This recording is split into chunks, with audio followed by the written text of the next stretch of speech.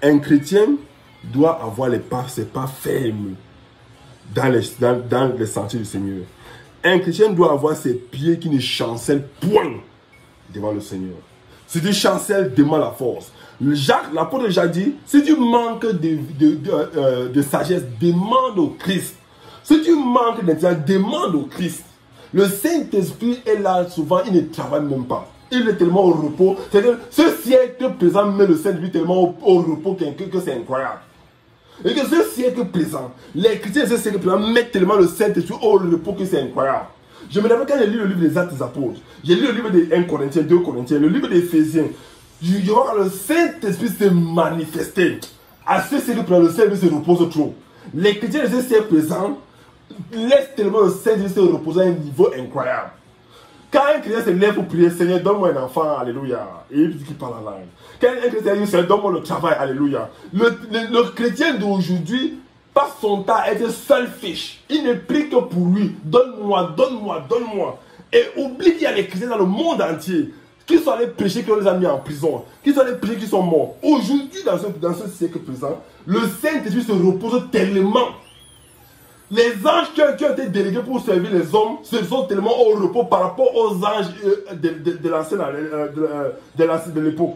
Quand je vois que le Saint-Esprit travaille avec les Pierre, les Jacques, les Paul, tout ça, les Philippe, ce Saint-Esprit c'est le même. Mais tellement il se repose à ce siècle parce que le chrétien est devenu de plus en plus incrédule.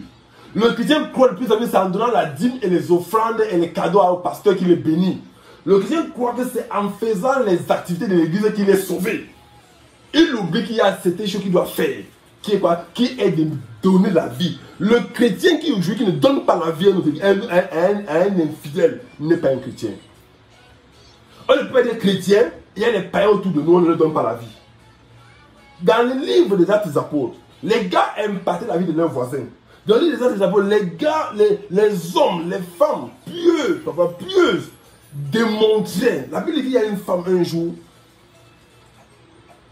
tellement qu'elle fait du bien, Tabitha, elle est morte. Les gens disent qu'elle ne mérite pas mourir parce qu'elle a fait du bien.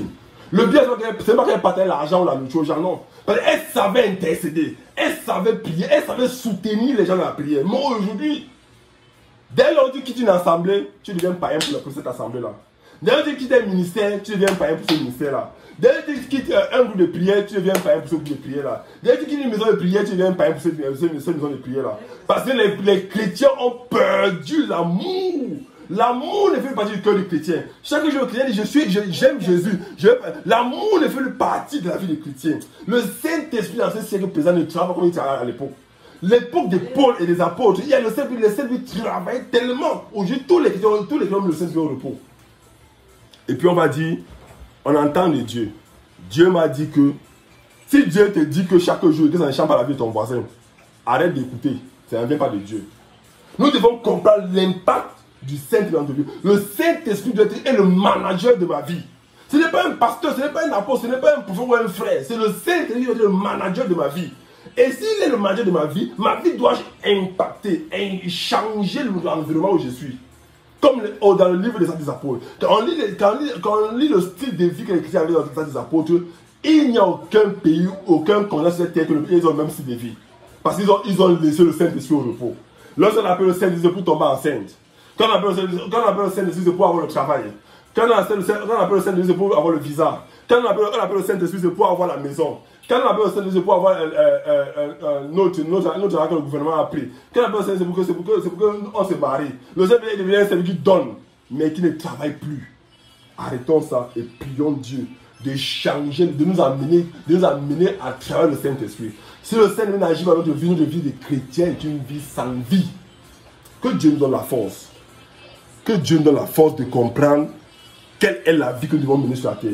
Les chrétiens sont devenus hyper jaloux, hyper paresseux, tellement qu'on a laissé les gens prendre le contrôle de notre vie que Dieu n'est plus capable de manifester les gloires dans notre vie. Dieu dit, je ne partage ma gloire avec aucun homme. Mais combien de chrétiens aujourd'hui courent vers la gloire des hommes pour avoir la vie, alors de courir vers le Saint-Esprit pour avoir la sagesse et la vie.